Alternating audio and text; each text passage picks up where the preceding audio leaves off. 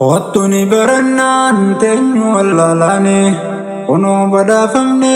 majlisu rayyaane wallaalaan ol seene ebbaa beekumsaane ati sintaayini qottu qaraa seene wallaalaan ol seene ebbaa beekumsaane ati sintaayini qottu qaraa seene qottuni barannaan teenyu wallaalane kunoo badhaafamne majlisu rayyaane wallaalaan ol seene ebbaa beekumsaane ati sintaayini qottu qaraa seene wallaalaan ol seene ebbaa beekumsaane ati sintaayini qottu qaraa seene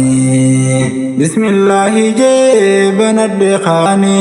bantuu dubbiitiyaa isii godhannaani ani sumaan faarsaa keetti galannini har'aan nagahee rabbi arahmaani kunoo anis dhufee toluma keetiini siitu na laaffisee maaliin beekaani da'iifa ta'uu koo na beeyta rahmaani na cinaa dhaabbadhu na gahee galmaani lubbuu tiyya irratti ati nan dhiisini shayxaanaa fi nafseen toona nongeessini tanaan siddaan maddaa rabbii kan koo'ani wallaalaan ol seene ebbaa beekumsaane ati sintaayini qottu qaraa seene wallaalaan ol seene ebbaa beekumsaane ati sintaayini qottu qaraa seene alhamdulillaahi keetti galannini kunoo na laaffiftee akkaan dhufuuwani irraa jiraatu nagayaa rahmanni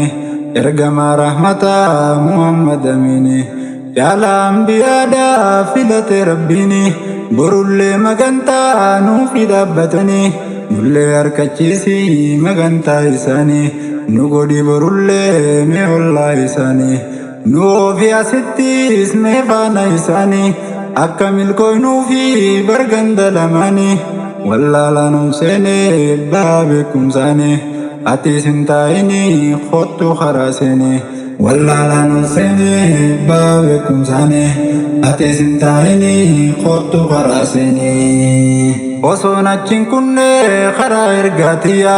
salaamun alaykum obboleeyyan kiyya akkam jirtan isin hundi ilmaanayya nagaya qabdanii an nagayaa fayyaa harkatti waa fuddeen dhufee baradiyya atis narraa fuudhii mee adiyyaatiyya yoonii fi harkitees dogoggora kiyya isin naaf sirreessaa obboleeyyan kiyya yooniif sitti toltee atiis ergaantiyya du'aayi naaf godhaa hundi ilmaanayya deemsa itti fufee ammarraa kanaani wallaalaan ol seene ebbaa beekumsaani ati sintaayini qottu qaraa seene wallaalaan ol seene ebbaa beekumsaane ati sintaayini qottu qaraa seene qottuni barannaan teenyu wallaalaani kunoo badhaafamne majlisu rayyaane wallaalaan ol seene ebbaa beekumsaane ati sintaayini qottu qaraa seene wallaalaan ol seene ebbaa beekumsaane ati sintaayini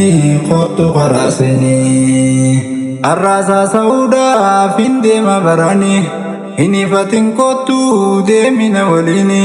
bakkayyurraa hundi namaatti deemani dhaliila qulqulluu namuu waraabani bardeebu wallaalaa achitti ba'ani ati seeysa jettee narraa hin yaadini gaaddisa beekumsaan jaarame innini galma beekumsaati majlisu rayyaani meeqaatamoo mishtee as baasu jirani majlisu rayyaan koo guddaa kee galanni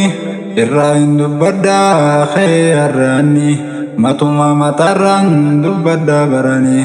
yerootu naan fuunee dhiifama hundini akkanaaf hubattan hundumti keeysani wallaalaan ol seene